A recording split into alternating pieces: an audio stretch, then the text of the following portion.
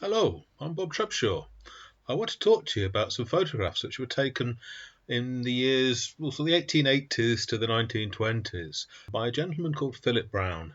He lived from 1868 right through to 1937. Most of his working life he was the postmaster in Wymeswold, which is North Leicestershire, but he had an interest in photography in the days when you had to do your own developing with chemicals. The cameras were fairly unsophisticated by modern standards. And frankly, he was very good as a photographer, as these photographs will show. He took a lot of village scenes, he took photographs of his family, he took photographs of outings that he went on. We'll see just some of these. And here we are, right in the centre of Wymeswold. This is the Parish Church, St Mary's. We can date this photograph fairly closely because if you look at the top of the church tower, you can see some pinnacles, and they were restored in 1908. But the cottage, almost in the middle of the photograph, towards the left of the shop, we know that was demolished in 1918 because the timbers from the roof were used for a bonfire which celebrated Armistice Day in November 1918. Philip took his camera right up to the top of that church tower and took several photographs. Here we are looking towards the southeast in the direction of Brook Street, and here we are looking westwards along Far Street in direction of Rempston in Nottinghamshire. Most of the buildings you can see to the right hand side of that photograph are still standing, although several of those on the left have since been demolished. At ground level, looking back to the east, back towards that church, we can see the pinnacles and we can see that thatched cottage still standing. The buildings on the right, some of which survive. The one at the far right of the photograph with the bay window was a shop then and carried on being a shop right to the end of the 20th century and a little bit beyond as an antique shop. Far left of the shop later became the post office from 1980s through to the early 20th century. Same sort of shot again, but here we're looking before the pinnacles were restored, so before 1908, probably after 1900, which is the year we think the original pinnacles were removed. Children standing in the middle of what is now quite a busy main road. Inside the church, we see floral decorations around the choir screen and the candelabra towards the top of the photograph. We presume this is decorations for a wedding that was about to take place, and it may well be the same wedding shown in these photographs. We think this is the marriage of one of the local families, the James. And it's rather remarkable because this is obviously the Edwardian period, and to take these sort of candid photographs of weddings was pretty much an innovation. We may think it's fairly normal now. And remarkably well composed and so forth. We've even got the lady towards the bottom left of the photograph showing her face. So technically a very, very good photograph indeed. Clearly the bride and the groom came out of the church and were pelted, we think, with rice. Careful examination of the negative suggests that actually those streaks of rice are actually been retouched later, but they're quite effective. They give the general appearance of rice rather than confetti being thrown at the bride and groom. Back in Far Street, looking back at the church again, the same period, very early years of the 20th century. Count the pubs. Well, on the left we have the Shoulder and the Mutton. That's not been a pub for many years.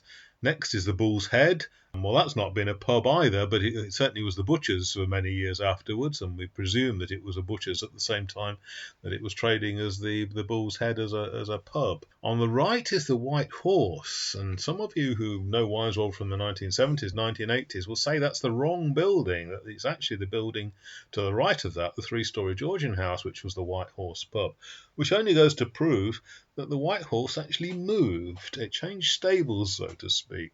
And in total, there are about 9 pubs in Wymeswold at the time this photograph was taken. Clearly enough passing trade to keep them in business.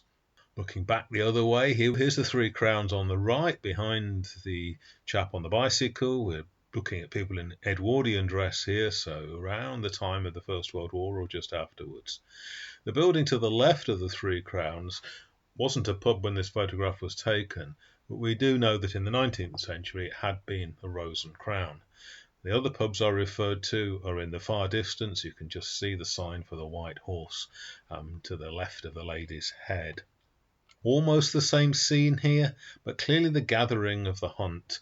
This will be the corn hunt. Quite difficult to date this photograph. The dress is obviously quite formal and so forth. But most of the horses have docked tails. Now, docking of horses' tails was effectively made illegal in 1919.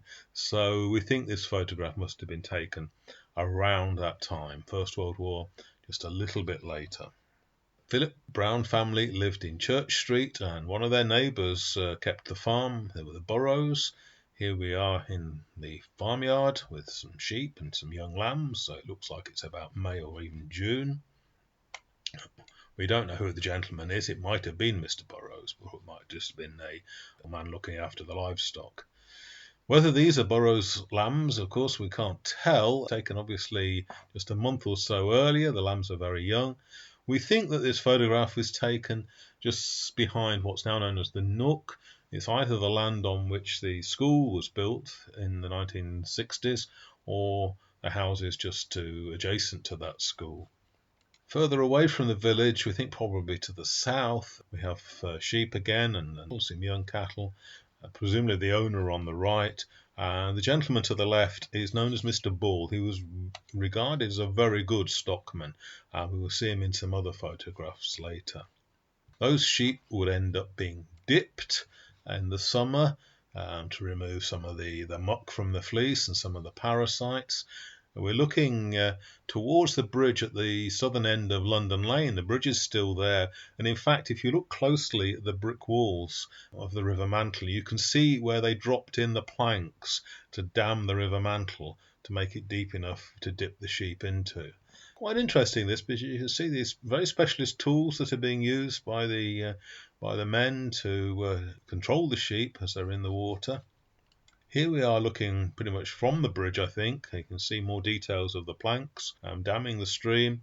And this is looking the opposite way towards London Lane.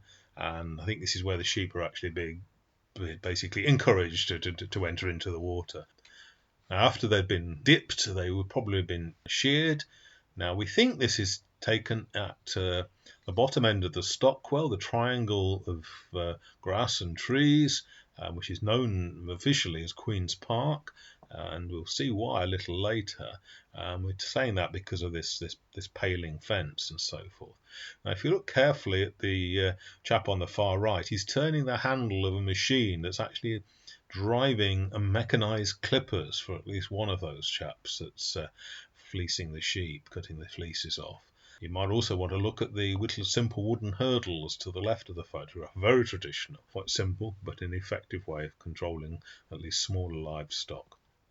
Whether these are local labourers or whether they're actually a gang that travelled around shearing sheep and buying the fleeces, a bit difficult to say. Here we are with Mr. Bull again, with a rather fine heifer. It looks like a shorthorn breed of cattle. It's certainly traditional breed of cattle because most of the meat is at the front rather than at the back, as tended to be the case with the so-called improved breeds. Another job which was part of the farming year was collecting up the rats at the time that the hayricks were being disturbed. And you can just see on the right-hand side one of the dogs. This may well be Philip Brown's own Labrador. He was very fond of black Labradors. We'll see several of them. The rats were basically encouraged to take cover in a small amount of straw or hay. And then at the end of the exercise, the dogs were let loose and the hay was taken apart. Another exciting event in the year was the arrival of the threshing machines. These were powered by a steam traction engine. In fact, the steam traction engine is what brought them to the village in the first place. Clearly quite a dusty, hot, rather unpleasant activity, converting the wheat into straw and corn and so forth. Here we go, looking in the opposite direction. See the traction engine hard at work, various buckets and water tanks to keep the boiler topped up with all the necessary water to make the steam. Of course, the boys would have been told to keep away, but you can't keep young lads away, so they climbed up. I think they're peering over the start of well, it's not a hayrick, it's just the straw being piled up. And presumably later in the day, here we see how big that pile of straw actually became.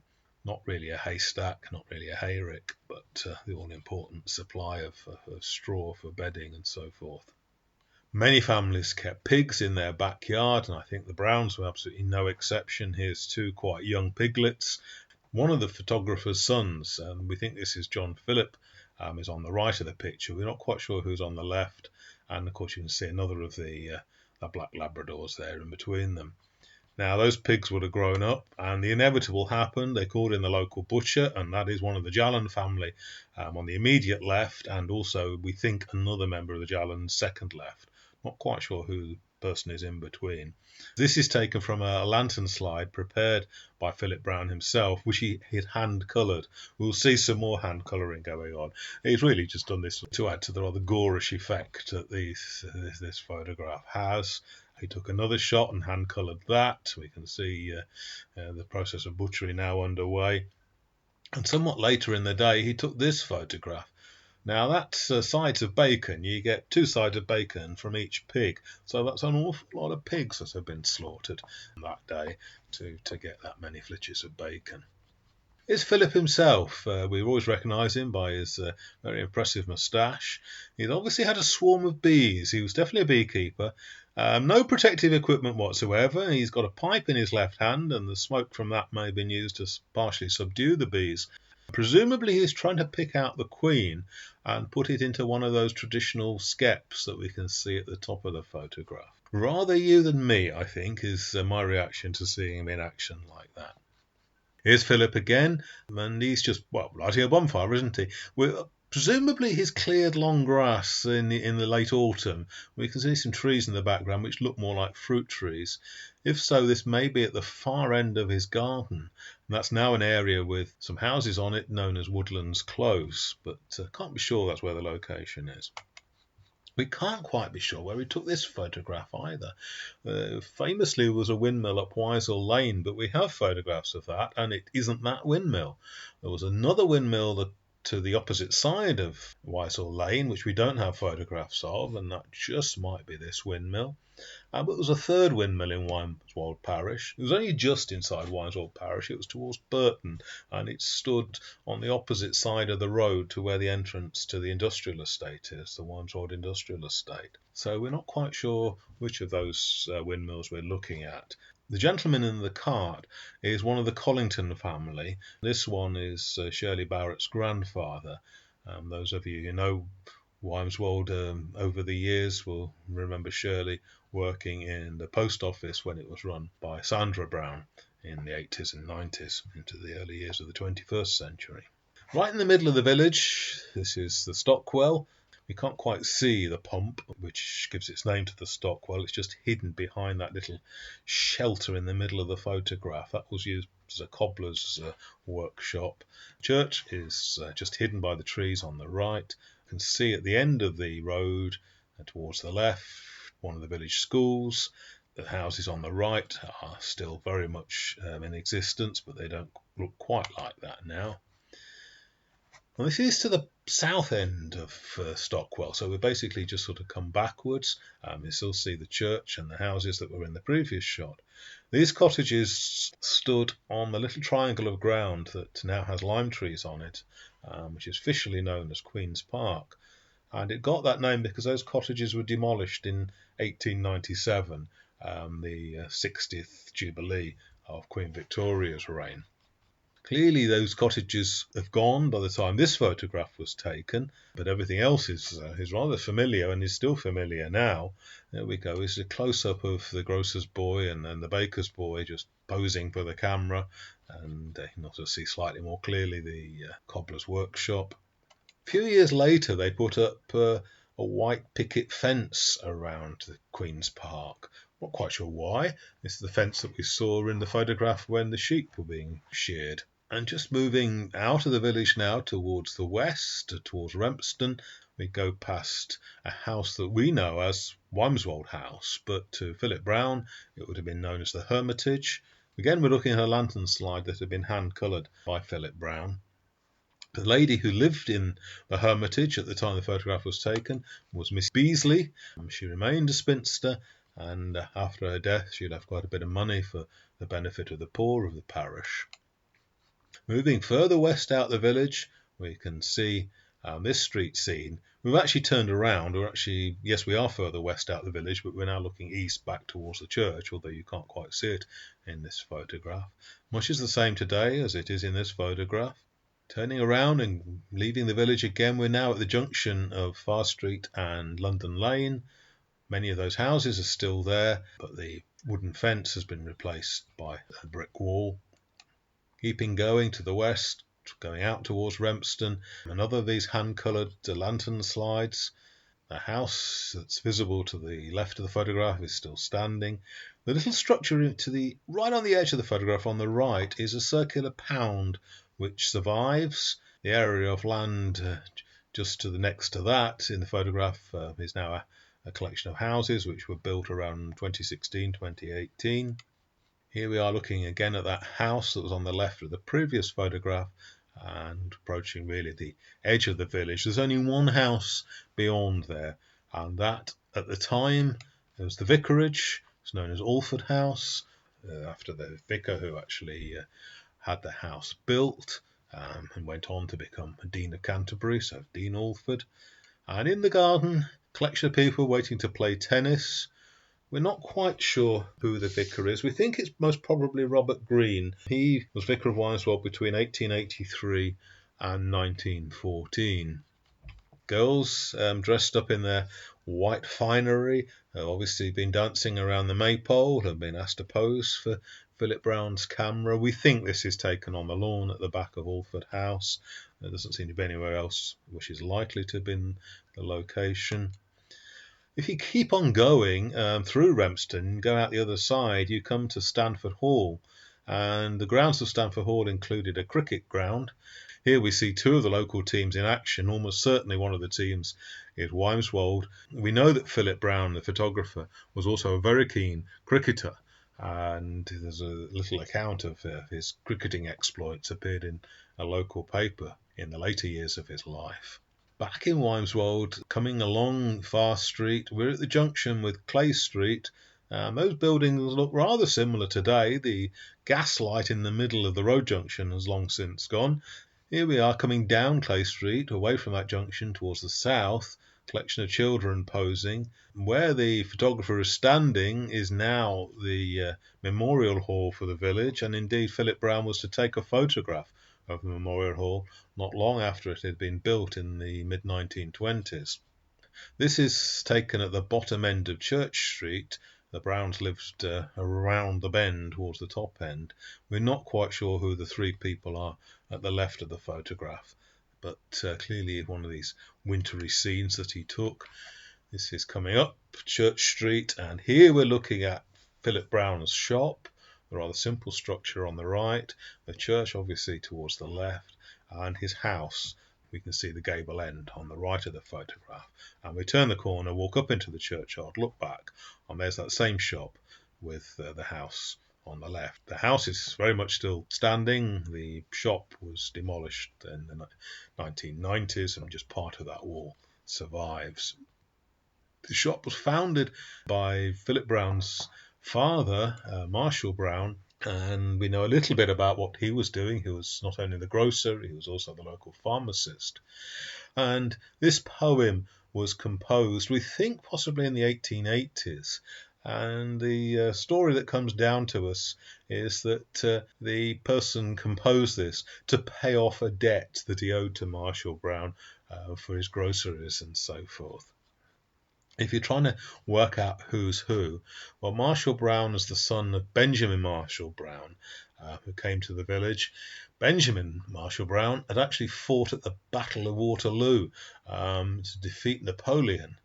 Marshall Brown, as I say, best known as pharmacist and grocer, and his son Philip took the photographs.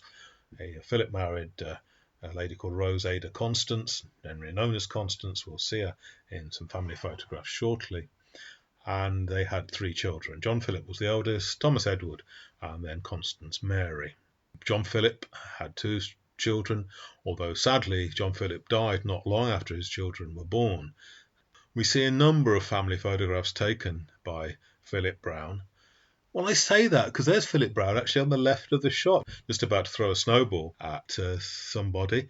So the person who actually took this photograph was most likely Constance, his wife. Philip actually appears in a number of photographs, and he probably set up the shot, but it was Constance that actually took the photograph. Splendid snowman here. We're not quite sure who the young lad is. We think it might be one of the Bailey family. And talking about Constance, here she is. A rather splendid photograph, beautifully done. Technically very challenging because she's actually got a head with her face away from the light from the window. So Philip was really pulled out the stops to get a good lighting on Constance's face. Technically very, very accomplished photograph. Beautifully done. And we're not even sure who took this photograph because both Philip and Constance are in the photograph, with John Philip in her arms and then Moss, who's a nephew, to the left of the photograph. Here's a rather formal shot of Philip. We can always recognise him by his very dapper moustache. This is a lady who at the time would have been known as Lizzy Mitchell. She became Mrs. Johnson Smith later. Those of you who knows anything about Wymeswold at all will know about the books, the series of 4 books written by Ellen Smith or Nell Smith, and this is her mother-in-law. And the 2 boys in the bath are Philip Brown's sons, Thomas Edward and John Philip. Here they are again, 2 cheeky chappies, probably taken inside the orangery at the back of the house on Church Street. They slowly grow up. Here they are with Moss, and he's obviously accomplished, I think that's the violin, the 2 young lads hamming it up for the camera. And boys will be boys, won't they? We must be looking up the length of the garden in Church Street, and there's the 2 lads climbing up what at the time would have been a very fashionable pergola. John Philip grows up and takes up I think that's the tuba, and his niece, Joy Brown, is being posed in a rather unlikely location. And we must remember that Philip Brown, when he wasn't very busy taking photographs, was the postmaster. And here's a rather splendid horse-drawn trap with one of the postmen. Presumably this was used for delivering the mail out to the outlying farms of the parish rather than delivering around the village itself. Not just family. Here we are with a gentleman called Frank Wood, who was obviously keen on early motorbikes, or motor tricycles in this case, a rather fiendish-looking machine. He presumably traded that in for this 3-wheeled car. It's got a steering wheel rather than handlebars. Goodness knows what it was like to drive. He was clearly interested in model engineering as well, because this is still Frank Wood. A little boiler arrangement driving a simple stationary steam engine. Philip Brown also captured some of the village events. Here we see his shop. Notice the blind that's been drawn down over the main window that faced south, so you really wouldn't want the sun to be damaging the products, bleaching the packaging and so forth. So probably taken on a Sunday when the shop was closed. We're not quite sure what everybody's gathered for, but it might have been waiting for the band to appear, who did their stuff as part of a procession on the annual flower show day. More or less the same location, the same corner. Philip Brown caught the local hunt coming through with the hounds. And somewhere in the village, the vicar, this is the one we saw in the photograph at the back of Alford House, so probably Robert Green, they decided to celebrate the 4th of July. We can tell that because of the American flag on the pole, although somebody's put it on upside down with the stars in the bottom right-hand corner. But you can't get everything right, can you? Kids dressed up on the finery for one of these events. We're not quite sure why. We're not quite sure which event it might have been. The buildings in the background tell us that this is also Church Street. And Philip was obviously called in to take the school photograph. Here we're looking at all the girls who would have been at the school in Wymeswold. The teachers, a male and female teacher, are on the far right of that photograph. Where were the boys? Well, Were they on their stilts in the floodwaters in Brook Street? Well, perhaps not that day, but that's obviously what they got up to. Brook Street, which runs through the village, lives up to its name and has water running down the middle of it.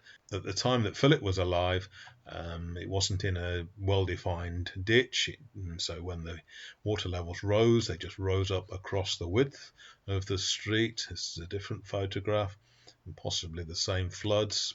And here we are again, still looking across Brook Street in flood. And Philip managed to get this wonderful action shot. It would be technically rather accomplished at any time, but to actually get the water splashing like that, very clever bit of photography by the standards of the time. That's Brook Street, perhaps in a more normal state of flow. The building on the left is the Windmill Inn. Anybody who knows the pub now will realise that the door has moved. There it's shown slightly to the right of the building. Now it's slightly to the left of there. The house to the right of the windmill is the home of Elsie and Peter Hubbard, who were born right at the beginning of the 20th century.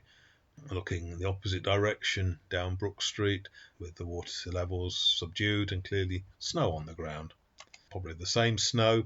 Gas lighting down the village. There was actually the village gasworks at the eastern end of Brook Street. And right at the eastern end of Brook Street it becomes Narrow Lane, and numerous rather simple thatched cottages. The one on the immediate left still survives. It's been done up. The other buildings no longer exist. Here we see some of those buildings again with some young cattle and some geese as well. Looking back the other way, there's those cottages, the ones which don't survive. Very, very simple mud walls, simple thatched roofs. At the east end of Wymeswold, but off the main road, is Wymeswold Hall. This is taken from the gardens of Wymeswold Hall, and it shows this rather well-built ha-ha at the end of the lawn. Going further out the village, this street scene will still be familiar. The building in the middle of the photograph is the Hammer and Pincers. The one on the right we now know as Rose Cottage, although it wasn't known as such when the photograph was taken. And it was actually at one time the home of Philip Brown's father, Marshall Brown, but best remembered by Nell Smith as the Sweetie Shop. And if we carry on going out east of the village by about half a mile or more, we come to the junction of the Melton Road and the Willoughby turn, known as the Turnpost. And when Philip was alive, there was a large pond just to the side of the road there, known locally as Turnpost Lake. There we can see Philip with one of his Labradors, one of his black Labradors, posing with his reflection and so forth. So again, we have to assume that this was a photograph taken by Constance. Well, big thanks to Chris and John Brown for making all these photographs available and providing considerable detailed information about what's in the photographs.